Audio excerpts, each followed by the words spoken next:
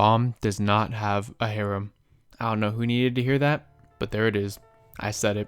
While he may have quite the impressive roster of female admirers, it is much more complex than people make it out to be, and I believe that this video is necessary to set the record straight. I'm going to be breaking down all the complex relationships between Baam and the princesses of Jahad, and hopefully by the end of this video, you'll have a better understanding of the way these characters view Baam, and the way SIU implements various themes and nuances to convey their relationships.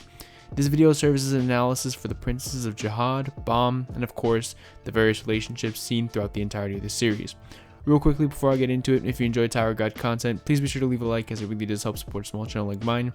And with all that out of the way, let's get right into the discussion.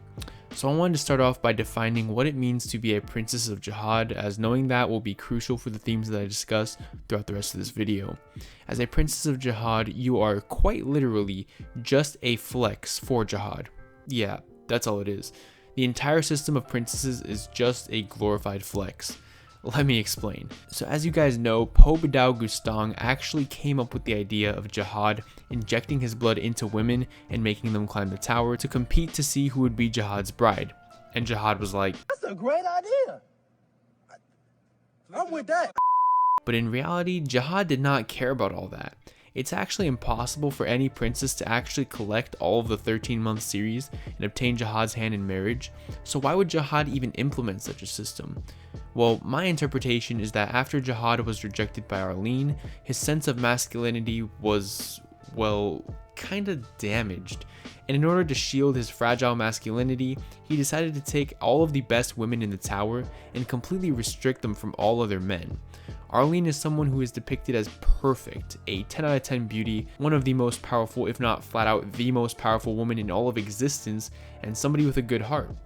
When Jahad realized he couldn't have a woman that was perfect in his mind, he decided that if he, the king of the tower, couldn't get a perfect woman, nobody would be able to. So basically the entire system was created just because Arlene didn't want to let my boy Jahad hit that, you know what I'm saying? My boy was starving, you know what I mean?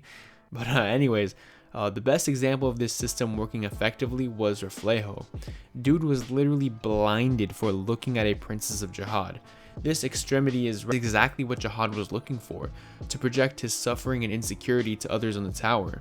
And similarities between Jahad and Reflejo don't end there. They even both wore masks to cover their eyes. And Reflejo's unfortunate fate served to accentuate the analogy of the shoes in the display case. This analogy is actually very important. A human being cannot live like a shoe in a display case. A human being cannot be expected to constantly display perfection. Although a greater entity may proclaim it to be a great honor for a shoe to be put in a display case, the shoe was made to be worn. This is why every single princess of Jahad we have seen is either straight up evil or is resisting Jahad in some way, shape, or form. Perhaps the most important thing about the display case is its unchanging nature.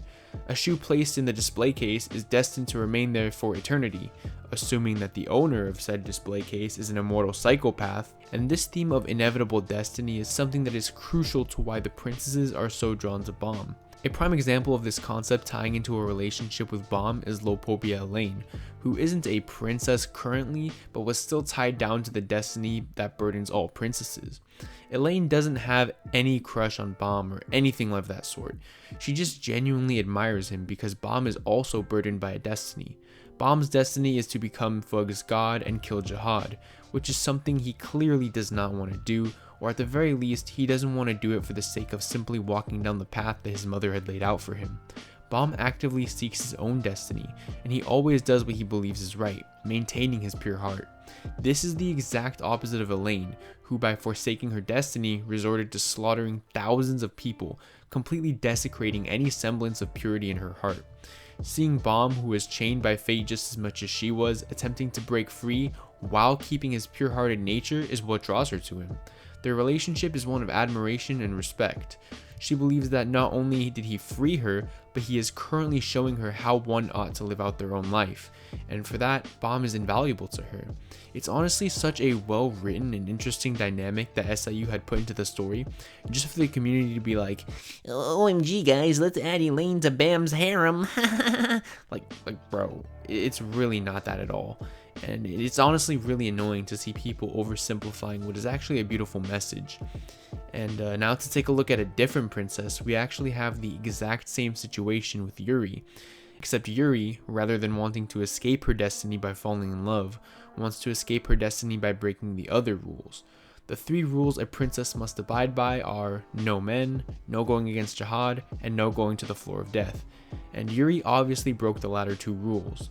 Yuri is very much an independent woman, and what Yuri wants is true freedom. Freedom to align herself with any group she pleases, to go wherever she wants, etc. And to see a young, naive boy obtain this fills her with courage and happiness, which you can actually see affecting her character in the story over time. And by the way, when she calls him cute, it's definitely like an older sister calling her baby brother cute. None of that stepsis stuff, like actual siblings, and no Alabama stuff either. So it's really annoying for people to call her a part of Bam's harem. Like, bro, she wants no parts of Baam like that, and it would honestly ruin their relationship if she did too. But for this next princess, I can't say the same thing. Endorsey loves Baam, no way around it. But the thing is that Endorsey combines both Elaine's desire for love and Yuri's desire for independence. And it really shows how much she truly values Baam for showing her that it's possible to obtain things like this no matter what chains of fate you are bound by. Even in season 1, Endorsey takes inspiration from Baam when she sees his desire to climb the tower with Rachel. She intended on carrying a knock up the tower with deception, murder, and malice, but upon seeing Baam do the same thing but with kindness and compassion, she was mind blown.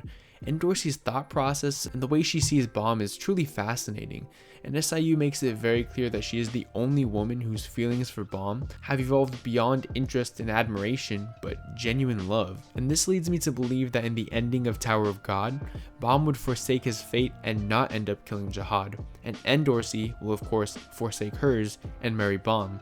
But now this just kind of sounds like one of those really cringe fanfics, so let's just stop it right there. As for the rest of the harem, Hwaryun does not love Baam romantically. She quite literally sees him as a god. And not like any weird kinky thing, I mean like in the most literal sense. And also, Kun is not gay. If I search up Baam and Kun for a video and see some weird stuff one more time, I'm actually just kill myself.